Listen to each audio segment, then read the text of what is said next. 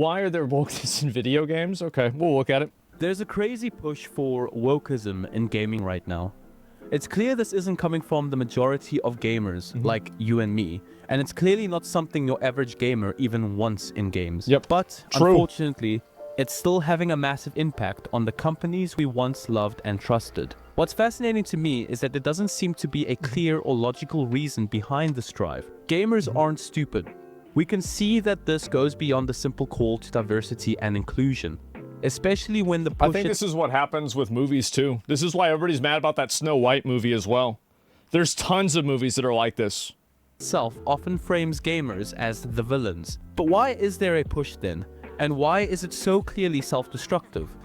I've spent a lot of time the last few weeks thinking about this, and one idea keeps coming to mind that I would like to add to this conversation. I've been trying to wrap my head around people like Alyssa Morcante, Matt Hansen, Kim Balair, and Cameron Wild. Your typical drivers of this destructive narrative in the gaming industry. What's driving them and many others to this radical push for wokeism in gaming? The more I look into it, the more I see these insane bombshells that come out of nowhere. Like Cameron Wild stating that their mission through Sweet Baby Inc. is to burn the gaming industry to the ground. I feel like that was kind of a joke, but I don't know.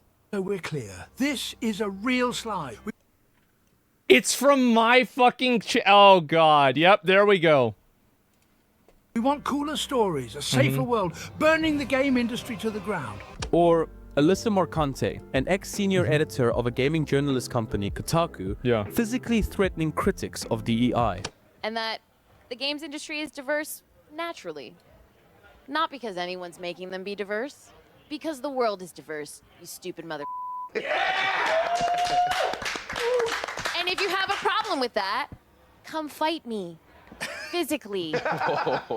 Has anyone taken you up on that yet? No. Who does this? Or Kim Balair. Who does it? It's so weird. It's cringe. Yes, it is. It's so fucking cringe. The CEO of Sweet Baby Inc. receiving praise at a conference after proudly declaring she's the one pushing for wokeness and killing the gaming industry. I am the crazed CEO of Sweet Baby Inc., the DEI-obsessed censorship mafia who is currently ruining and wokeifying all of the video games that you've ever played. I mean, to be fair, she was obviously joking with this, While but she said it as a joke, it came across as forced sarcasm, an attempt to deflect criticism while seemingly still making her intentions clear. Another insane bombshell would be Matt Hansen openly promoting the illegal practice of excluding an entire race and gender, white dudes, from being allowed to apply for a job at Obsidian. So fucking Reminder weird. to black artists it's me out there again. who are looking for portfolio reviews This guy, or job bro. advice. My DMs are open, and you will always I cannot have my... wait to see Avowed come out and see what's going to be in this game. Probably going to be the dumbest shit. priority. We got too many crusty white dudes in this field. Please let me help you replace me one day. I want to go back to living in the woods. Then go do it. I feel like that'd be better for everybody. Why does this exist? Even though it's so clearly damaging the reputation and sales of the games or companies they push their agendas through. Personally, I believe this is a deeply moral issue. Exactly. Yeah, that's 100%. He's totally right. It's a moral issue, and the people think that they're doing it and they're saving the world. So, like, from their perspective, they feel like this is the prime directive that they have to do. PoE2, there's a delay in the game. We're doing some last-minute database upgrades to help handle overwhelming amount of exiles. We're trying to get this done as soon as possible, but it may cause a short delay in the servers going live. Yeah, it's just the way it is. Okay, that's fine. There's no proven financial benefit to pushing the narrative that white men are bad and that gamers are the problem.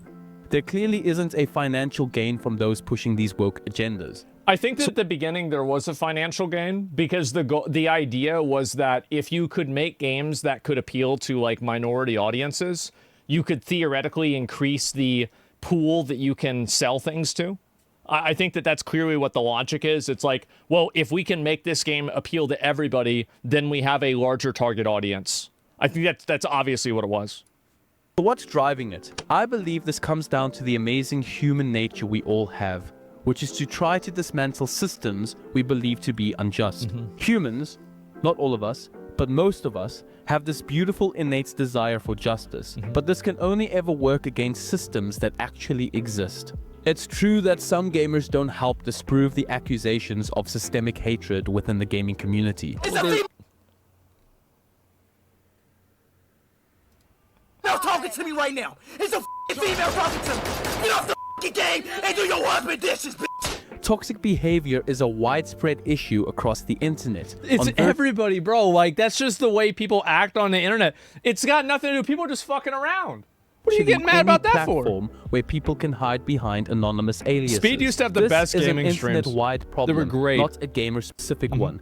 This idea for systemic hatred within the gaming community doesn't exist. But this is an inconvenient truth. That's what I always thought was weird. I always thought the gaming community was one of the most like progressive and forward-thinking communities on the internet.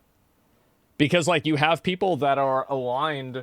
Like I think the reason why gaming is like extremely progressive and diverse is because you don't have people that are defined by their gender or their age or like any sort of nationality, right? Because like if you're in a raid or like you're in a group with somebody, it's like just 5 people in a group together and that's it. You know, like you're not thinking about like where this person's from or anything. You're thinking about can they play the game or not. And so like it's an automatic like kind of equalizer. Was pushing this agenda. I think it's always been like that. To convince them of that. Now, from their perspective, this is why I believe that the fight for wokeness is well intended by those pushing for it. There's a saying. I think in some cases it's well, gaming isn't progressive. 90% of gamers are white men, bro. Being progressive is not being part of an ideology, or being progressive is not being part of an identity group. Being progressive is a viewpoint and an outlook on life. So even if you have a 100% representation of like an identity group in an area, that doesn't necessarily mean that that identity group has an ideology attached to it. Because like what you're saying is that like, you're basically saying like, okay, well, this identity group thinks like this. It's not really what I would say. Most gamers are Asians, actually. Well, there's, and also like, I don't know, like, I mean, if you think that's actually true, go to like your local like Smash meetup. Go to your local, like, Street Fighter tournament. Yeah, it's not going to be all white people there. Like, yeah, let's be honest. The thing that always comes to mind when I see people like Kim Belair or Matt Hansen or any of these progressives out there that are pushing for this. Hurting people hurt other people. When someone gets hurt, it becomes almost instinctive to lash out. In environments of perceived... No, he's absolutely right about this. Because I think this is true where like a lot of them, whenever they're talking about like all the problems in the world, and this is the same thing with like, a lot of like alpha male, like male influencers, is that they're looking at it from a context of them having like they had a bad experience. Like you don't like, it's like what I always said, like you don't hate men, you hate your dad. Justice, people often can't help but try to fight back. And this is what I believe is clearly happening here. Put this stuff up to your higher-ups, and if they don't see the value in what you're asking for when you ask for consultants, when you ask for research, go have a coffee with your marketing team and just terrify them with the possibility of what's going to happen if they don't give you what you want. Now, I don't mean... this is the problem, is that doing that, the reason why they're able to do that is rooted in ignorance. It's because the marketing team doesn't accurately understand the market, so they can be misled into believing something that isn't true. This in an insulting way, and my heart genuinely goes out to these people. But I don't think it's a coincidence that many of the people pushing these narratives share certain traits. Why is it that the majority of those at the forefront of these movements are physically or socially unconventional or unattractive by societal standards? Or why is it that they often Bro, he just said it. He just said it. Why is it that the majority of those at the forefront of these movements are physically or socially unconventional or unattractive by societal standards? Or that's, I guess so, right? Man. Oh my god. Why is it that they often come across as unlikable? I find it fascinating that so much of what they push seems to reflect their own personal grievances. Yeah, of course they seem to want the gaming industry to look like them, or even to tear down anything that reminds them of what they might envy or resent. Look at the push for female characters to be less attractive. Why is this necessary? Is it truly about... Because it makes fat girls feel insecure. That's why. Yeah, I mean, everybody knows this. I mean, we all know this. I mean, like, what are we talking about? Representation? Or is it about projecting personal insecurities? Or why is it that specific unlikable personalities that obviously reflect a specific type of person are being pushed into stories or narratives? 10 hours of Abby? 10? Mel's pregnant. Wait, what? Is that real? Yes, it's real. 10 Yes. hours. You're gonna play the next 10 hour.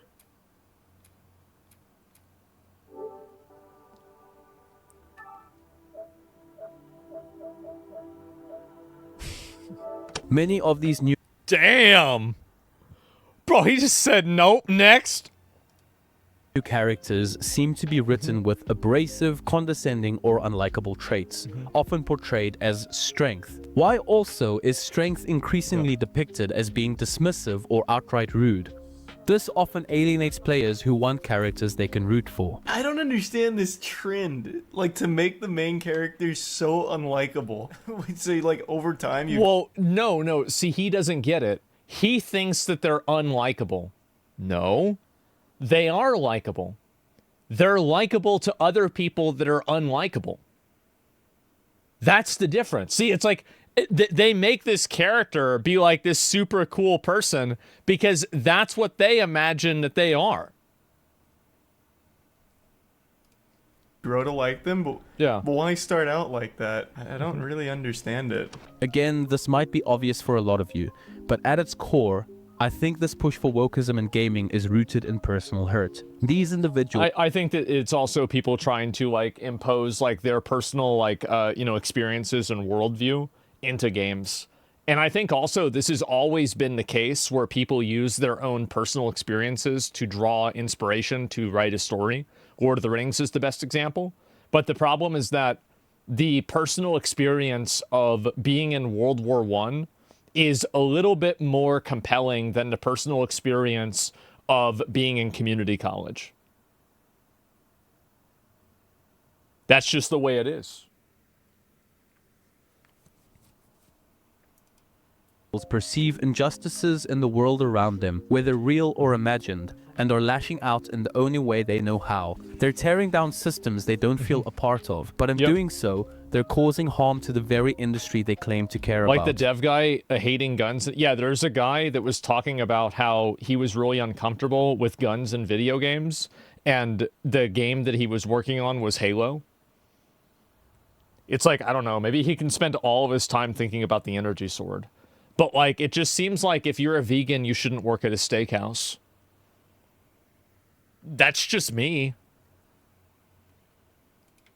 A part of, but in doing so, they're causing harm to the very industry they claim to care about. Another thing that reaffirms this idea for me is that these people avoid any form of response or backlash by going into protection mode on their channels, or even blocking people that try to call them out. I don't have a problem with blocking or going into protected mode. I don't think it's really an issue. Because a lot of people are like really like vicious online and they take things too far. But the point is that actually, like, to me, I think the big point is that they never even really try to explain themselves because they think that they're so right that, and they have like such a like moral mandate to do what they want to do, that they are beyond criticism, and anybody who asks questions or like goes against what they're saying is like an immediate ban or like immediate block, right? The echo chamber, exactly. And so that's really what the issue is. Don't want to converse. They want to attack and withdraw to avoid pain. Yes, gaming should be a space for everyone. Well, the problem also, and the reason why that happens, is because these ideas can only exist in a safe space. Like a lot of these like extreme identity politics ideology stuff, like this can't exist in an open marketplace of ideas where people are able to express how they actually feel. The only places where this stuff is popular are places where the accountability is top down and there is censorship. Because on every open platform, there is a massive pushback against this. Regardless of race, gender, or background. But inclusion shouldn't mean tearing down others. If anything, it should mean building something better for everyone.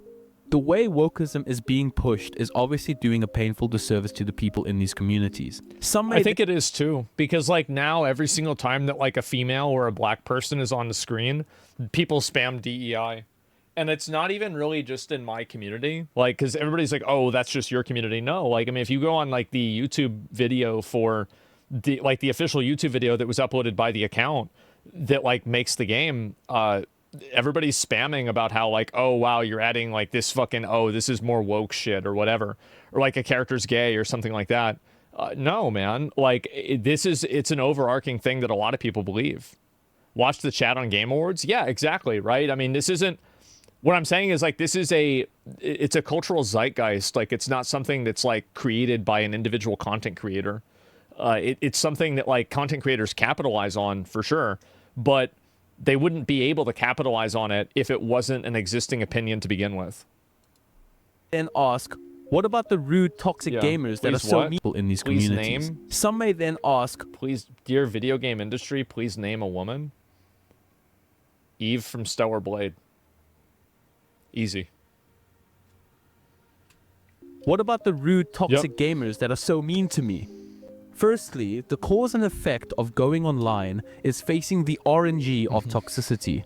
You don't have to go online. Yeah. You don't have to climb in the bath and bathe in the toxicity that people throw in it. If you don't like it, disconnect. Avoid it. If it affects you, stay away. Yep. You are doing yourself a disservice by going to the place that causes the most harm to you. I've always felt this way, because it's like you have people, and this is what's so funny. You have people in the real world, in normal life, you walk down the street and you look on the sidewalk, you're on the sidewalk, you look in the grass and there's a piece of dog shit in the grass, right? But the issue with the internet is like people will be walking down the sidewalk and then they see a piece of dog shit and they get down on their hands and knees and roll around in it and they're like, oh my God, who put this here? Now I smell like dog shit. This is terrible. What are you doing? Just get out of it. Why are you engaging? It's like I have engaged in a thread of things that I disagree with and now I'm mad. How could this have happened to me? How could this have possibly happened? I don't know. People like Cameron Wild say that they want to burn the gaming industry to the ground. They're not actually saying they want to destroy gaming as a concept. What they're saying is they want to dismantle the culture they believe gaming represents. Exactly. To them, gaming isn't just an industry or a hobby. It's a symbol of everything they perceive to be wrong with the world. White male dominance, toxic masculinity, and exclusion. But here's the irony. The gaming industry has already evolved so much over the years. In the early days of gaming, the audience was predominantly male, and the games were designed to reflect that. But today, gaming is for everyone. We've seen the rise... Every game isn't for every person, and the problem is that some developers pretend like they are. The fact is that there are a lot of games out there that are not meant for an average person. Like, they're not, or not an average person, but they're not meant for certain demographics. Like, I'm sorry, but like the male and female player-based ratio in a game like New World or Kingdom Come Deliverance versus Infinity Nikki or Genshin Impact are going to be profoundly different. And I think the issue is that people are unwilling to accept this common sense reality of life, that men and women are different, and they're different down on a chromosomal level, and they're also different in a macro viewpoint level. They're in interests, in things that they like doing. That's just the way it is. That's the way it's always been. Of well-written, diverse characters, inclusive storylines, and games that cater to a wide range of players. Women make up a massive portion of gamers now, and developers are creating experiences that appeal to people of all ages, genders, and cultures. The truth, but not one game can do that, and that's the thing. Is gaming is already inclusive. It is. The idea that gaming is a closed-off boys' club is now a lie. It's a convenient myth made by those who want to justify their actions. It's people who feel like they're already alienated by society or by the culture. And so they try to take that, instead of like think about it on a personal level, they think it's like, oh, it's not me that's the problem, it's everybody else. Despite this inclusivity, these same voices keep pushing for more radical changes. Why? Because their fight isn't about inclusion. It's about unpacking. erasure. They want to erase what gaming is and the culture that gaming was built on. That's Even if why it they race swap and gender swap characters. Yep. means alienating the core audience that is I'm supported. gonna be honest, like this guy, he's really cooking with this video. I actually think this is probably one of the best dissections of like the philosophy behind why these things happen in games that like I've seen. This is really good. the industry for decades. Take, for example, the attack on what they call toxic masculinity in gaming. There's nothing wrong with having games that feature strong masculine heroes. Just like there's nothing wrong with having games that feature diverse, complex, or unconventional characters. It seems as though narrative writers behind this agenda have no idea how to actually write a good, compelling story. You are doing a disservice to yourself because what you are writing is boring and it detracts from the games that you work on. This brings us to another question. Straight up, it's Why is boring. the gaming industry so vulnerable to these attacks? Part of the reason is that gaming is an easy target. It's a massive, visible industry with a passionate and vocal fan base, and a huge portion of it is white males. If you want to make headlines or spark controversy, gaming is the perfect platform. But there's another reason too. Many gaming companies are afraid of bad press. They've seen what happens when social media mobs go after a developer. See, this is the problem, is that, and I think that like gamers are doing a really good job with this. Publisher. They've seen the boycotts, the X. But yeah, like the thing is that if gamers are louder than the people that are trying to push this narrative, video games will stop being designed for people that are pushing the narrative. But and you can see this happening now, and there's a course correction that's happening for it now. And the reason why it's happening is actually extremely fucking simple. It's because these companies are just trying to avoid controversy, and they have been led to believe that it will create a bigger controversy for them to, not add certain things, but in fact, it creates a bigger controversy for them to be added. Twitter storms, and the headlines calling them problematic. So instead of standing their ground, these companies bend the knee. They hire consultants to audit their diversity and inclusion policies, not knowing that these consultants are birthed out of this desire to eradicate a systemic problem that never existed in the first place. It's an ecosystem that's created where like you have journalists and activists that create a need for consultants, and then the consultants create a need for journalists. So basically, like, you have like establishment media that holds companies accountable to a certain degree of like different actions. And then you have, after that, you have the people that are also supposed to do these actions. So they create a need for each other. It's an extortion racket. It is. It's actually an extortion racket. 100% it is. Their hiring practices, even if it means breaking the law, just to avoid being labeled as regressive. But here's the thing. As consumers, we are the ones that hold the power. Gaming companies and developers ultimately rely on us, the players, to survive. This means our voices, choices, and most importantly, our wallets matter more than any agenda being pushed by a vocal minority. Exactly. The key to keeping the people who harm this industry and in you saw check. that with Marvel Rivals. Like you saw, like they didn't do any sort of like weird like ideology stuff with that game. They just made hot characters, and the game's doing well. Every time that happens, then the chances of like there being like a woke game or something like that with like weird like ideologies put in it, it just goes away. Is simple. Don't support them. Legends like Smash JT, Grums, and Asmongold are prime examples of how gamers can push back. Oh yeah. These individuals aren't just outspoken critics. They represent the voice of the average gamer. As Pirate Software once said about Asmongold. So, Asmongold has always been a thing here we go. Some people really like him, some people really don't like him. I like him. I've always liked him. I like his content for one reason, and it's very important. Asmongold is the consumer. Asmongold is the player. Imagine that. He's the everyman. Yeah. Everyone's feedback, everyone's anger, everyone's rage, everyone's happiness over the things that you make. Asmongold is those things. He's the voice for all of them. And if you don't listen to him as a game developer, then you're not listening to your community. The same applies to I think that's true for a lot of people. Yeah, absolutely. Average Joe. Well, I do try to understand what average people like, so I get a better idea and like I can talk about it in a more effective way.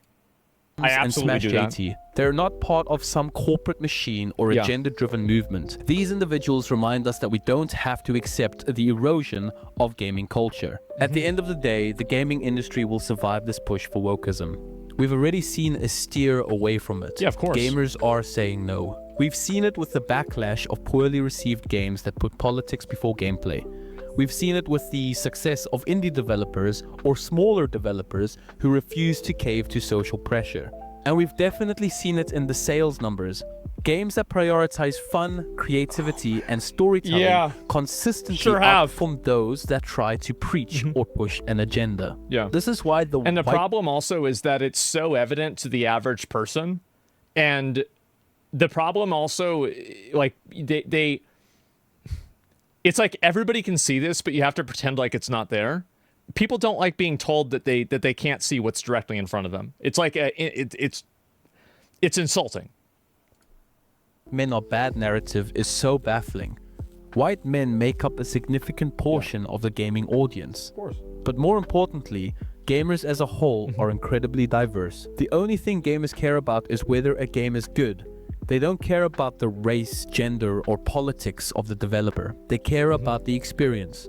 When companies alienate their audience in the name of wokeness, they're not striking a blow for justice. They're shooting themselves in the foot. So then what's the solution?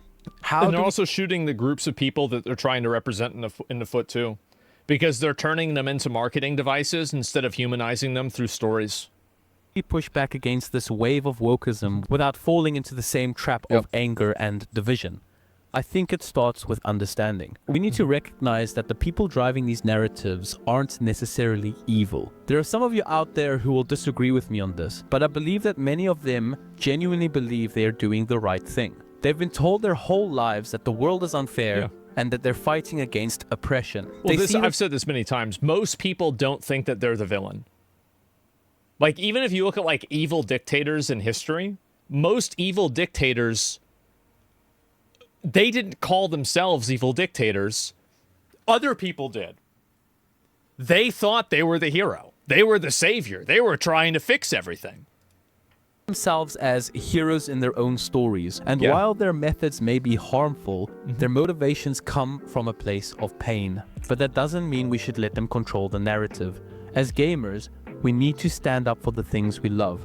We need to support developers who prioritize creativity and fun over politics. We need to speak out when we see bad ideas being pushed, but we also need to do so with respect and logic, not anger. We need to try and avoid stepping down to their level. Most importantly, we need to remind the industry of what gaming is really about. Gaming is about escapism. It's about... I think that's a big component, and that's why a lot of the games fall apart too. It's that when somebody sees something that they feel like was influenced by modern day politics, and it's not, like, kind of relatable in a way, I think it immediately causes people to lose interest and to lose that separation of, like, kind of excitement. Connecting with others. It's about exploring new worlds, telling incredible stories, modern and experiencing exactly. things we never could in real life. It's not about identity politics, social engineering, or rewriting history. It's about fun. I'm gonna say what I said in my DEI Must Die video just to clear this up. Politics in games will never be a bad thing if it's done well. In fact, I think that's all true. of my favorite games have deep political themes. These woke writers need to stop being so heavy-handed with their approach to incorporating politics in games. It's so boring, and people lose respect for your story writing abilities. Yeah, I think that's also a big component too. People don't have a problem with politics in games. They have a problem when it's done in a contrived and patronizing way. Thanks for watching, and a huge shout out to my Patreons, Joe Nordic, Matthew Wilkes, and Scarp. If you enjoyed this conversation, please like, subscribe, and share your thoughts in the comments. Let's keep gaming fun, creative, and for everyone. Catch you guys in the next one.